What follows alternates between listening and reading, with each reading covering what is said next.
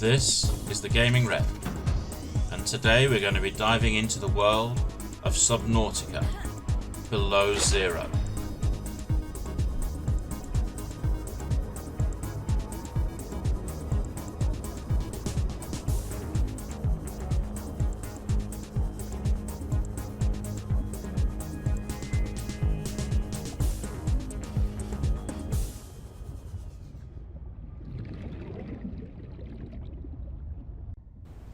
So today we're going to start building our base. First thing we need to do is build up the Habitat Builder tool. So of course we've collected the components. It's a bit like Blue Peter if you're British. Here's what I prepared earlier. So okay, we've got the pieces together. We're now going to start building everything up. Once that's done, we're going to go out and build our base. I've collected a few extra resources already, and I'm only building it just away from the drop pod. The sole reason for that is that I don't want to move too far away from here just yet, because it gives me a bit of extra storage, and to be incredibly blunt, the drop pod fabricator doesn't use any power, so I can make as much stuff as I want, cook as much stuff as I want, without it actually costing me any energy or possibly running out, whereas the base itself will use and generate its own power, and that means that I need to then make sure that the solar panels are working and that there are enough of them. The added bonus is that because I'm building it quite close to the surface, obviously the solar panels get a decent amount of power, whereas if you build the base too deep, I'm imagining, I don't know for sure, that you won't be able to get solar power because obviously it's too dark down there. So I'm going to build my base just here. The first thing I'm going to do is put down a foundation. This uses the titanium and lead, but it makes the base a lot stronger. All your bases have structural integrity, which your base hull strength is now 12. So every time you build something, if it's a room, a modification to a room, it will reduce the hull strength. Foundations and reinforcements to buildings will boost the hull strength.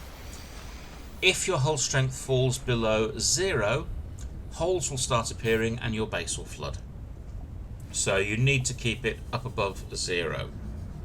Obviously, my aim would be to try and keep it above 4 or 5, just to make sure that it's perfectly safe, in case I forget at some point and actually just trash it.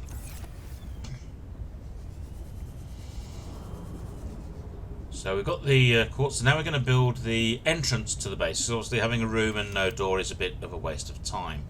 So we put the hatch in, and it will build a airlock type hatch. Now if you build your base on dry land, which I do if I'm exploring a large area, it will actually put a bulkhead doorway in, similar to the ones that you saw at the Delta outpost, or on the drop pod indeed. So it takes account of where you are, what you're doing, in terms of how the base looks and how it's designed.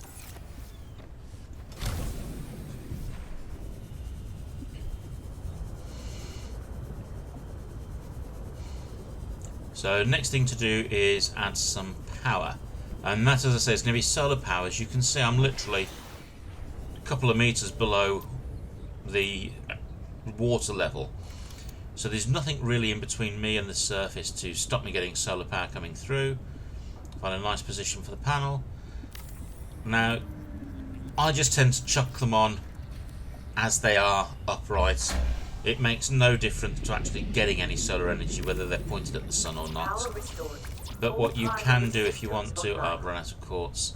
Let's go and get some. What you can do if you want to is actually pivot the panels so that they are facing upwards towards the sky rather than at 90 degrees to it, if you want that little bit of extra sort of realism.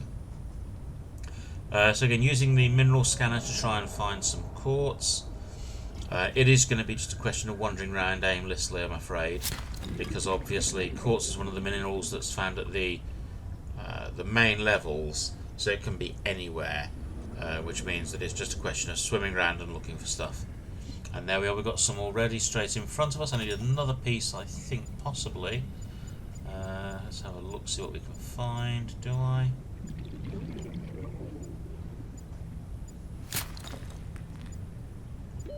Warning.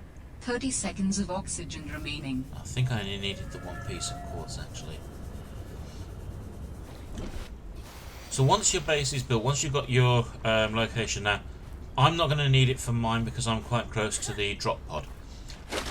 When you've built your base, put a beacon outside it until you get the technology and the resources to build a control room. If you don't put a beacon outside it, you won't ever find it again.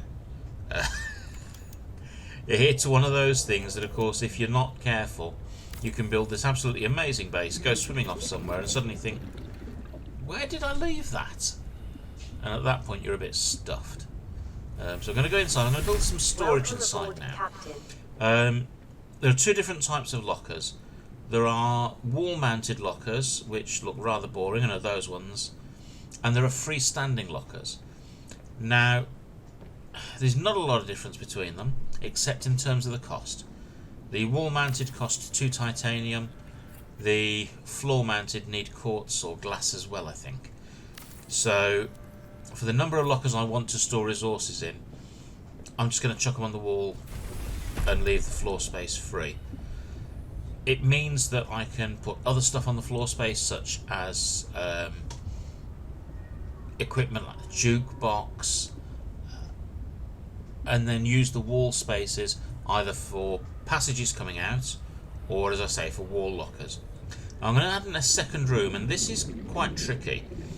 You need to either build your connector first or keep moving it around until it builds the connector itself.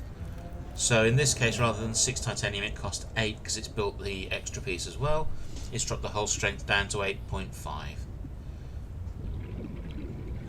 Now, in the next video, I'm going to have skipped me going around collecting a few more resources so that I can actually build a few more bits and pieces inside. I'm going to equip the base a little bit so you can see what they can look like inside. And once that's done, then we're going to go on our next adventure and we're going to try and find some bits to make either a sea truck or some of the equipment to help us explore further. Thank you very much for watching. Hope you enjoyed the video, hope you enjoyed the game, and I will see you soon. Take care.